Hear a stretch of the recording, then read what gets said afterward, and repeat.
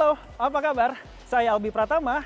Selamat datang di CNN Indonesia Drive, tempat berita terbaru seputar dunia otomotif dari berbagai sisi. Mulai review mobil dan juga motor terbaru, teknologi canggih, sampai kepada tren otomotif yang tengah hangat diperbincangkan. Selain informasi tadi, masih ada sejumlah informasi menarik lainnya. Di antaranya, tak hanya kendaraan listrik bagi penumpang, di pameran kendaraan listrik Periklindo PVS 2025 juga memperlihatkan persaingan produk kendaraan listrik di segmen komersil yang semakin ramai. Di Tiongkok, tengah berlangsung pameran otomotif yang disebut-sebut menjadi salah satu pameran terbesar di dunia.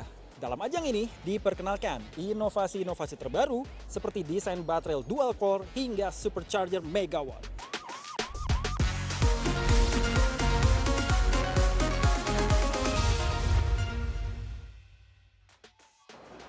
Penjualan brand kendaraan asal Tiongkok perlahan-lahan mulai mengancam eksistensi daripada brand kendaraan asal Jepang yang sebelumnya jadi primadona di Indonesia. Khusus untuk mobil multi-purpose vehicle ataupun MPV segmen premium yang ada di belakang saya yaitu Denza D9 yang baru diperkenalkan kepada publik Indonesia pada awal Januari 2025 lalu sudah langsung berhasil menyusul penjualan daripada mobil wajib orang kaya yang ada di Indonesia. Tahu apa? Toyota Alphard. Berikut liputannya.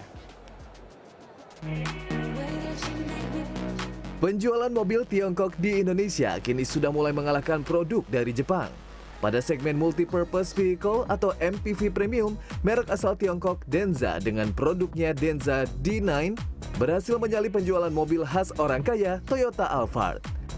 Setelah bertahun-tahun menguasai angka penjualan MPV premium di Indonesia, Toyota Alphard kini harus rela disalip penjualannya oleh produk baru asal Tiongkok Denza D9. Sama-sama menyasar pasar premium, Denza D9 meluncur dengan motor listrik dan ditawarkan dengan harga yang lebih murah dibanding Toyota Alphard. Denza datang ke Indonesia pertama kali diperkenalkan pada IIMS 2024 dan resmi meluncur pada tahun ini. Pada laman resminya, Denza D9 dijual dengan harga Rp950 juta. Sementara di laman Toyota, Alphard dengan tipe terendah dibanderol seharga hampir Rp1,5 miliar. Dikutip dari cnnindonesia.com, berdasarkan data penjualan wholesale dari Gabungan Industri Kendaraan Bermotor Indonesia atau GAIKINDO, Denza D9 mencatatkan pendistribusian sebanyak 1.587 unit. Sedangkan pada periode yang sama, Toyota Alphard mencatatkan angka sebanyak 225 unit. Angka tersebut dicatatkan pada periode Februari ke Maret 2025. Total penjualan produk Toyota Alphard dalam periode Januari hingga Maret 2025 mencatatkan sebanyak 1.129 unit. Angka tersebut terpaut 2 kali lipat dibanding Denza D9 yang mencatatkan penjualan sebanyak 2.524 unit pada periode yang sama. Penjualan MPV premium di bawah Alphard terdapat Lexus LM 350h yang juga berasal dari Toyota yang mencatatkan penjualan sebanyak 240 unit. Pasca pelantikan kepala daerah secara serentak di seluruh wilayah Indonesia, banyak daerah mulai memberikan diskon ataupun pemutihan kepada para penunggak pajak kendaraan bermotor di beberapa daerah tersebut. Nah, besaran diskon ataupun pemutihan yang diberikan ini bervariasi tergantung kebijakan daripada kepala daerah masing-masing.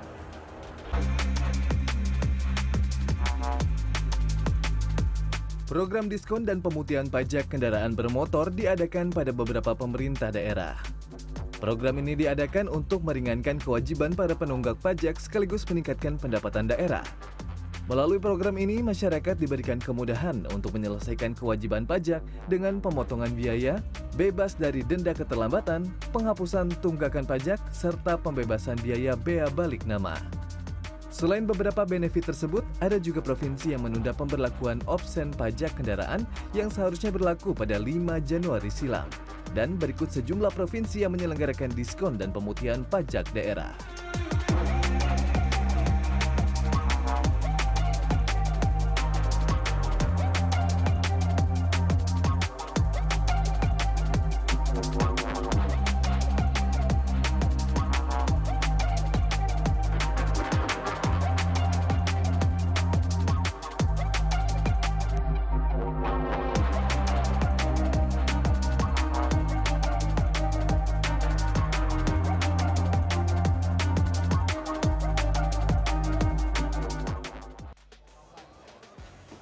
Ke Blok M ya, Pak? Nah, ada kabar gembira nih buat Anda yang biasa menggunakan Transjakarta di wilayah Jabodetabek. Karena ada rute baru yang disediakan yaitu dari Alam Sutra menuju ke Blok M pulang pergi. Selain lebih mudah dalam akses transportasi, tentunya juga lebih hemat. Sementara itu, pihak Transjakarta juga mengatakan tengah melakukan uji coba terhadap 6 rute baru lainnya yang nantinya bisa digunakan oleh masyarakat.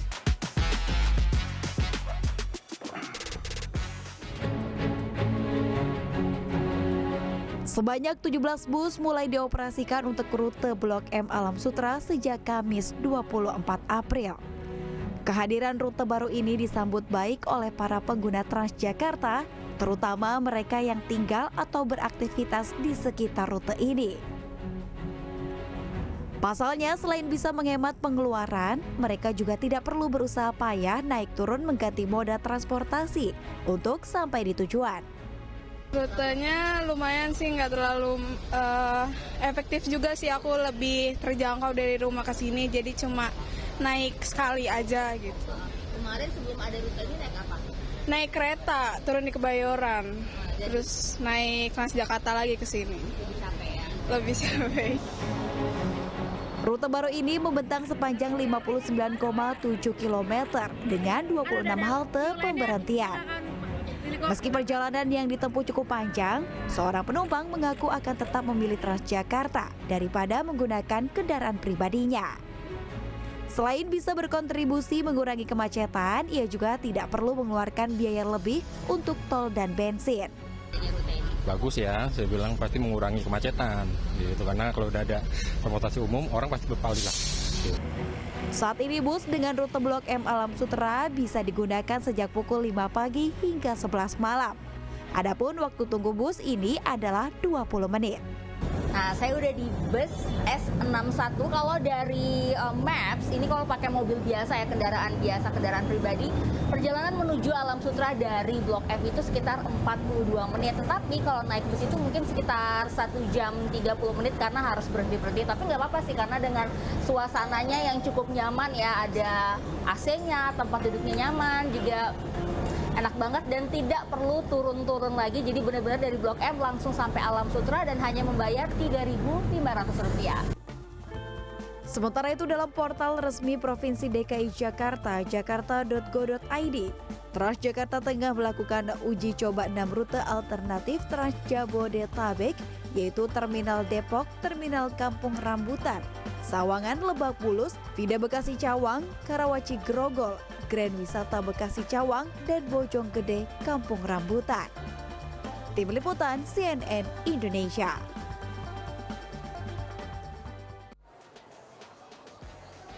Tidak hanya kendaraan listrik bagi penumpang saja yang dipamerkan di PIVS 2025 kali ini.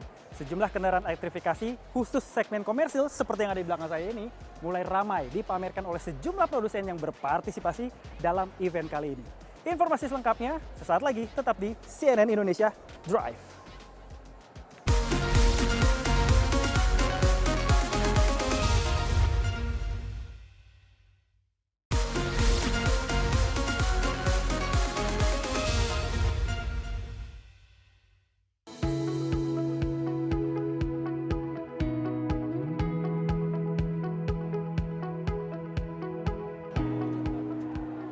Bayangin, kalau mobil angkot ataupun mobil jemputan sekolah bentuknya kayak gini dan ditenagai sama energi listrik.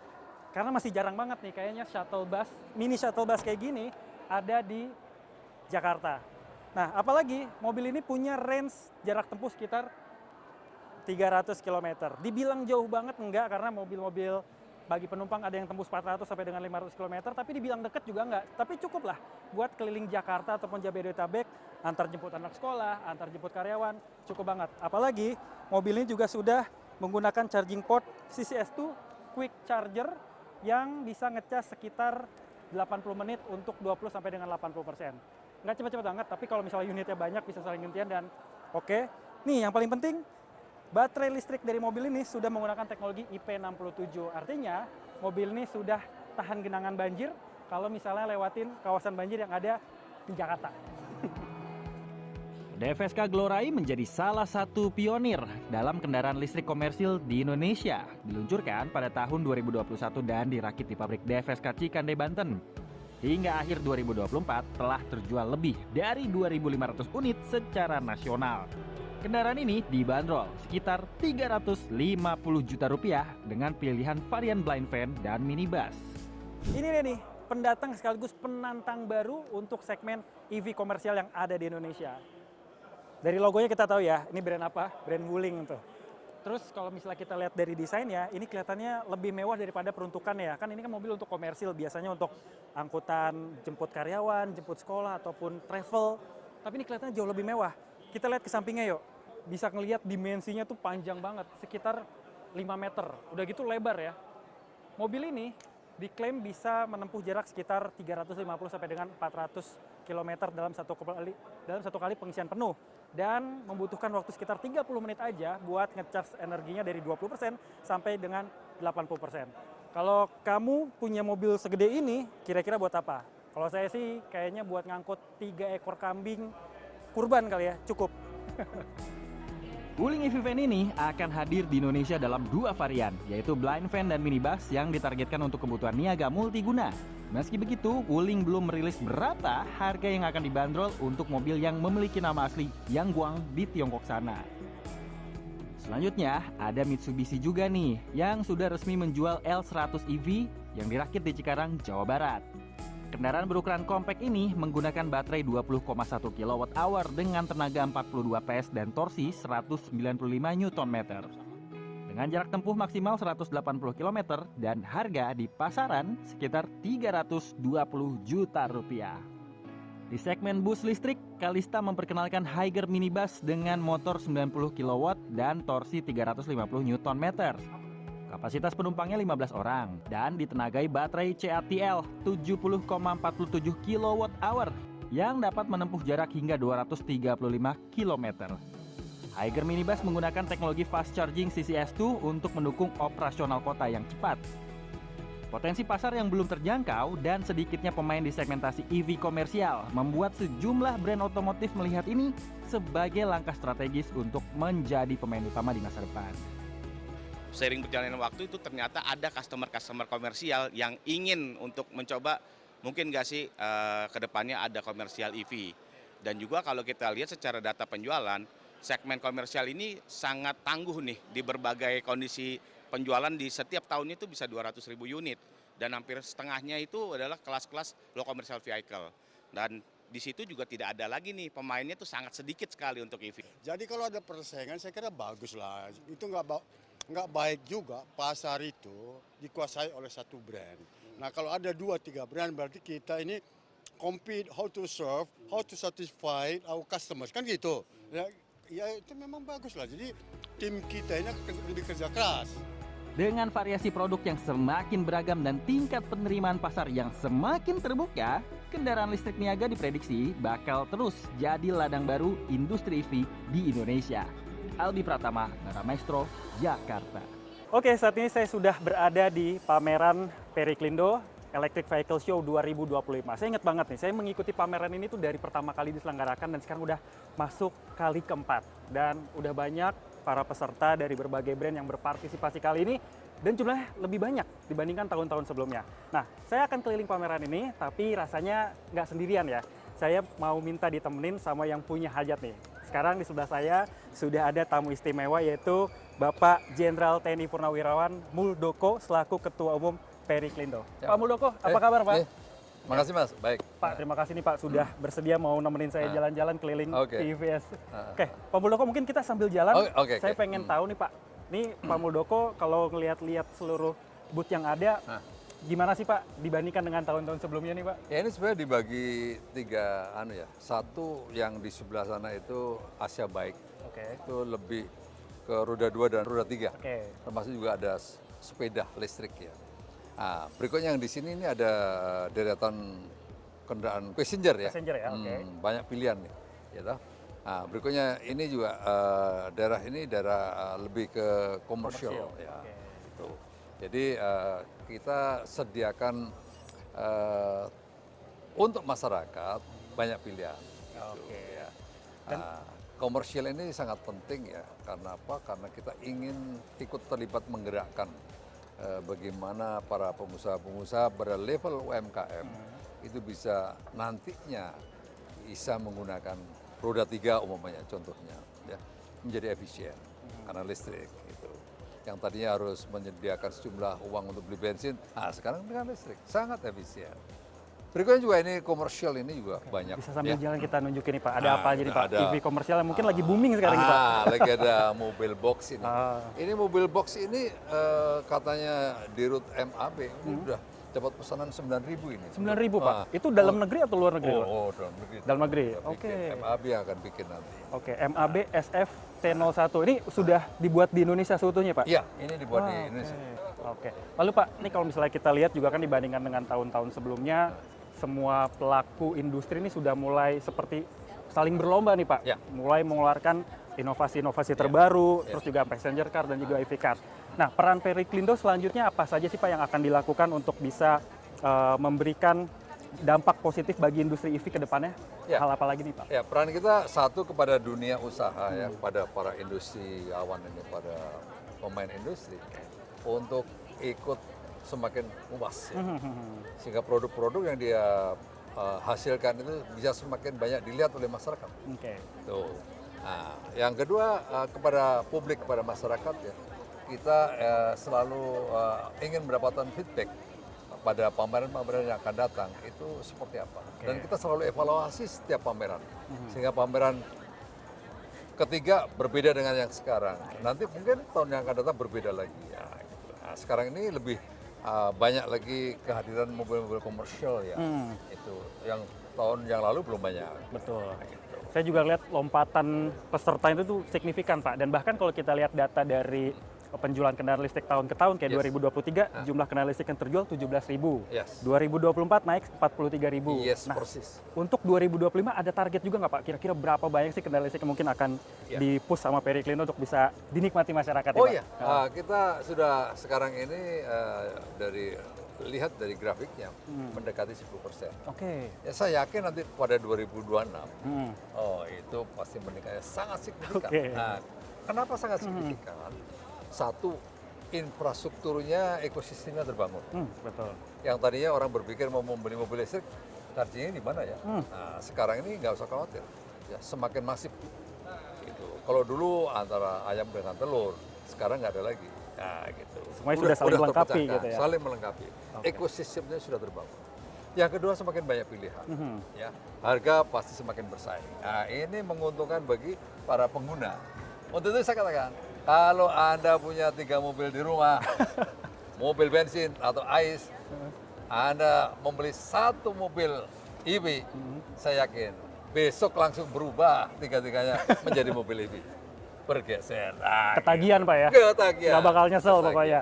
Oke. Nggak akan nyesel. Terakhir nih Pak, ini Ya. kan apa namanya, kalau misalnya kemarin saya liputan mudik di jalur mudik, di infrastruktur EV itu kayak charging station segala macam sudah lengkap di setiap rest area. Persis. Nah, selanjutnya nih Pak, apalagi sih Pak yang akan diinovasikan ataupun didorong oleh Periklindo untuk bisa memasifkan baik industri, ekosistem dan juga penggunaan EV-nya oleh seluruh masyarakat secara luas Pak? Jangan ada kesan seolah-olah EV itu hanya di Pulau Jawa. Oke. EV harus segera menyebar. Dan saya yakin tahun 2026 ini semua sudah menyiapkan dan tersiapkan dengan baik sarana prasarananya dan keinginan masyarakat untuk membeli akan semakin masif. Sehingga ya antara penjual mobil listrik, pengusaha penyedia SPKLU-nya akan klop. Baik di Jawa maupun luar Jawa. Nah, gitu. Luar biasa. Harapan kita. Oke, berarti kita harapannya nanti ya minimal 50% kendaraan yang ada di Indonesia sudah menggunakan EV dan ramah lingkungan Pak ya? Exactly. Oke, jadi kita tinggal tunggu saja seperti apa nanti sepak terjang daripada Periklindo untuk bisa mewujudkan mimpi Indonesia yang lebih hijau dengan hadirnya sejumlah kendaraan listrik yang ada di Indonesia. Terima kasih banyak Pak Muldoko atas waktunya. Periklindo hadir untuk Anda. Oke, kita jalan-jalan lagi sambil lihat-lihat mungkin ada rekomendasi bisa dikasih ke saya nih Pak Ustadz buat dibeli Pak ya. Oke. Terima kasih Pak Muldoko. Oke, thank you. Ya. Kalau sekarang kita lagi ada di salah satu pameran kendaraan listrik yang diselenggarakan di Indonesia, di Tiongkok sana juga tengah berlangsung pameran kendaraan berskala global dan jadi salah satu yang terbesar di dunia. Selain memamerkan sejumlah produk kendaraan terbaru dan teknologi mutakhirnya, beberapa inovasi lainnya juga dipamerkan di sana kepada para pengunjung. Informasi selengkapnya tetap di CNN Indonesia Drive. Jangan kemana-mana, saya mau tutup pintu dulu. Keren kan?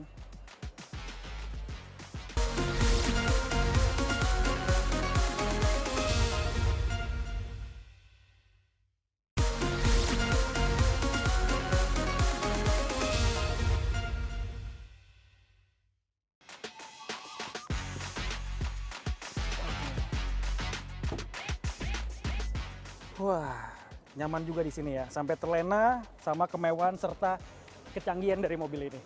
Nah, begitu juga dengan apa yang dihadirkan di pameran otomotif internasional Shanghai Auto Show 2025 di Tiongkok sana, yang nggak cuma menghadirkan produk-produk kendaraan mobil ataupun motor terbaru saja, tapi juga ada sejumlah inovasi-inovasi mutakhir seperti hadirnya baterai dual core ataupun inti ganda yang diklaim bisa menambah jarak tempuh pada kendaraan listrik, serta adanya teknologi supercharged megawatt yang bisa melakukan pengisian daya pada kendaraan listrik dalam waktu super singkat. Tapi informasi tadi sekaligus menutup jumpa kita kali ini di CNN Indonesia Drive. Saya Albi Pratama, pamit undur diri dan keep safety driving.